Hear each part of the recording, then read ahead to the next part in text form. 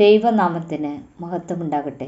സഹോദരങ്ങളെ, ദൈവത്തിൻ്റെ എല്ലാ വാഗ്ദാനങ്ങളുടെയും ആത്യന്തിക നിവൃത്തിയാണ് പുത്തനാം യെരുശലേം. ഇതിനെ നോക്കിപ്പാർത്ത് ജീവിച്ചിരുന്നവർ ബൈബിളിൽ നിരവധിയാണ്. ഇപ്പോഴും ജീവിച്ചിരിക്കുന്നവരുമുണ്ട്. എന്നാൽ ഒട്ടുമിക്ക ക്രിസ്തുവിൻ്റെ അനുയായി എന്ന് അവകാശപ്പെടുന്നവർക്കും അതിനെക്കുറിച്ച് അറിവൊന്നുമില്ല. വെളിപ്പാട് 21-ാം അധ്യായത്തിൽ യോഹന്നാന് ഇതിന് ദർശനം കിട്ടിയിട്ടുണ്ട്. പൗലോസിന് ഇതിനെക്കുറിച്ച് കിട്ടിയ ബോധ്യത്താൽ ഗലാത്യർ 4-ാം അധ്യായം 26-ാം വാക്യം, എബ്രായർ 11-ാം അധ്യായം 10-ാം വാക്യം, 12-ാം അധ്യായം 22 മുതൽ 24, 13-ാം അധ്യായം 14 എന്നീ ഭാഗങ്ങളിൽ പൗലോസ് ഇതിനെക്കുറിച്ച് പ്രതിപാദിച്ചിട്ടുണ്ട്. യെശയ്യാവ് 65-ാം അധ്യായം 17 മുതൽ 25 വരെയും 66-22 ഇതിനെ സംബന്ധിക്കുന്ന പ്രസ്താവനകളുണ്ട്. എബ്രായർ 11:10 കേൾക്കും.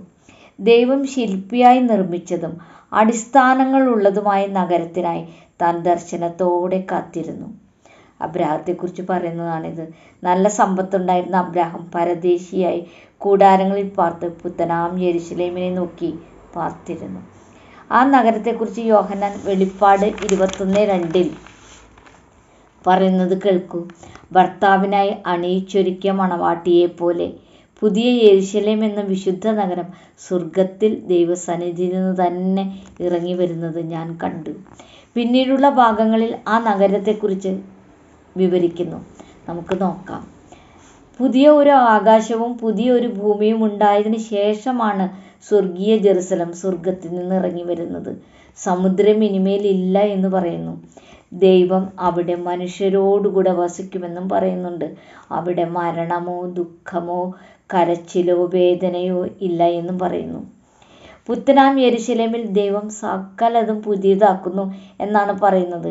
യോഹന്നാൻ ദർശനത്തിൽ കണ്ട ആ യെരുശലേം എങ്ങനെയാണെന്ന് വിവരിക്കുന്നുണ്ട്. അതിൻ്റെ തിളക്കം ഏറ്റവും വിലയേറിയ രത്നത്തിന് തുല്യമായ സ്ഫടിക സ്വച്ഛമായുള്ള സൂര്യകാന്തം പോലെയായിരുന്നു. അതിന് വലിയ ഉയരമുള്ള മതിലുണ്ട്. മതിലിന് 12 അടിസ്ഥാനങ്ങളുണ്ട്. അവയിൽ 12 അപ്പസ്തോലന്മാരുടെ പേരുകൾ എഴുതിയിരിക്കുന്നു. അടിസ്ഥാനങ്ങൾ സകലവിധ രത്നങ്ങൾ കൊണ്ട് അലങ്കരിച്ചിരിക്കുന്നു. നഗരം ഒരു ക്യൂബ് പോലെ. അതിൻ്റെ നീളവും വീതിയും ഉയരവും സമം, ഏകദേശം 1500 മൈൽ. നഗരത്തിന് 12 വാതിലുകളുണ്ട്. 4 വശങ്ങളിൽ ഓരോന്നിലും 3 വാതിലുകൾ വീതം. ഇസ്രായേലിലെ 12 ഗോത്രങ്ങളുടെ പേരിലാണ് ഓരോ വാതിലും. മുത്തുകൾ കൊണ്ടാണ് ഇവ നിർമ്മിച്ചിരിക്കുന്നത്. അങ്ങനെ പഴയ നിയമത്തിൻ്റെയും പുതിയ നിയമത്തിൻ്റെയും ഒരു സമന്വയമാണ് നാം ഇവിടെ കാണുന്നത്. ഈ നഗരത്തിൻ്റെ വീഥികൾ സ്വച്ഛ സ്ഫടികത്തിന് തുല്യമായ തങ്കമാണ്. ഈ നഗരത്തിൽ ആലയമില്ല. ഇവിടത്തെ ആലയം സർവശക്തനായ ദൈവവും പുത്രനായ കുഞ്ഞാടുമാണ്. സൂര്യനും ചന്ദ്രനുമില്ല. ദൈവ തേജസ്സാണ് നഗരത്തെ പ്രകാശിപ്പിച്ചിരുന്നത്. കുഞ്ഞാടായ യേശുവും അതിലെ വിളക്കാണ്. പളുങ്കുപോലെ നിർമ്മലമായ ഒരു ജീവജല നദി ദൈവത്തിൻ്റെയും കുഞ്ഞാടിൻ്റെയും സിംഹാസനത്തിൽ നിന്നും പുറപ്പെടുന്നു. അത് പരിശുദ്ധാത്മാവിനെയാണ് പ്രതീകപ്പെടുത്തുന്നത്. നദിയുടെ അക്കരെയും ഇക്കരെയുമായി ജീവവൃക്ഷമുണ്ട്. 12 വിധം ഫലം കായ്ച്ച് മാസം തോറും ഫലം കൊടുക്കുകയും ഇലകൾ ജാതികൾക്ക് രോഗശാന്തിക്കും നൽകിയിരുന്നതായി പറയപ്പെടുന്നു. ഇവിടെ ജീവവൃക്ഷം യേശുവായിട്ടാണ് പ്രതീകപ്പെടുത്തുന്നത്. ജീവവൃക്ഷത്തിൻ്റെ ഫലം ഭക്ഷിച്ചും ജീവനദിയിലെ ജലം കുടിച്ചും നമുക്ക് യേശുവിനെയും പരിശുദ്ധാത്മാവിനെയും പുത്തനാം യെരുശലേമിൽ അനുഭവിക്കാനാകും. യഹൂദ ആചാരപ്രകാരം ഒരു യഹൂദ മണവാളൻ വിവാഹാഭ്യർത്ഥന നടത്തിയാൽ മണവാട്ടി അത് സ്വീകരിക്കുകയാണെങ്കിൽ മണവാളൻ തൻ്റെ വീട്ടിൽ പോയി അവർക്ക് താമസിക്കാൻ ഒരു സ്ഥലം ഒരുക്കുന്നു. എന്നിട്ട് വധുവിനെ കൂട്ടിക്കൊണ്ടുപോകുന്നു. യോഹന്നാൻ 14-ാം അധ്യായം 1 മുതൽ 3 വരെ വായിച്ചാൽ യേശു നമുക്ക് വേണ്ടി സ്ഥലമൊരുക്കാൻ പിതാവിൻ്റെ അടുത്തേക്ക് പോകുന്നുവെന്നും പിന്നീട് വന്ന് കൂട്ടിക്കൊണ്ടുപോകുമെന്നും പറയുന്നുണ്ട്. മണവാളനായ ക്രിസ്തു തൻ്റെ മണവാട്ടിയായ സഭയ്ക്ക് സമർപ്പിക്കുന്ന സ്ഥലമാണ് പുത്തനാം യെരുശലേം. തിരഞ്ഞെടുക്കപ്പെട്ടവരും വീണ്ടെടുക്കപ്പെട്ടവരുമായ എല്ലാവരുടെയും സമഗ്രതയെ ഇവിടെ സൂചിപ്പിക്കുന്നു.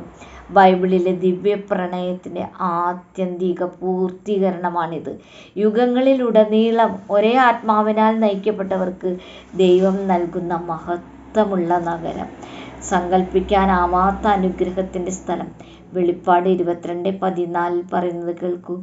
ജീവന്റെ വൃക്ഷത്തിൽ പങ്ക് ലഭിക്കേണ്ടതിനും വാതിലുകളിൽ കൂടി നഗരത്തിൽ കടക്കേണ്ടതിനും അവൻ്റെ പ്രമാണങ്ങളെ അനുസരിക്കുന്നവരായ തങ്ങളുടെ വസ്ത്രങ്ങളെ അലക്കുന്നവർ ഭാഗ്യവാന്മാർ. ഇത്തരക്കാർക്ക് മാത്രമേ അതിനകത്തേക്ക് പ്രവേശനമുള്ളൂ. പിന്നീടുള്ള ഭാഗങ്ങളിൽ പുറത്ത് നിൽക്കേണ്ടവരെക്കുറിച്ച് പറയുന്നുണ്ട്. വായിച്ചു നോക്കണം.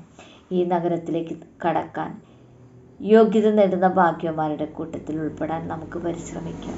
ഈ വചനങ്ങൾ സ്വീകരിക്കാൻ പരിശുദ്ധാത്മാവ് സഹായിക്കട്ടെ. ദൈവമേവരെയും സമൃദ്ധമായി അനുഗ്രഹിക്കട്ടെ.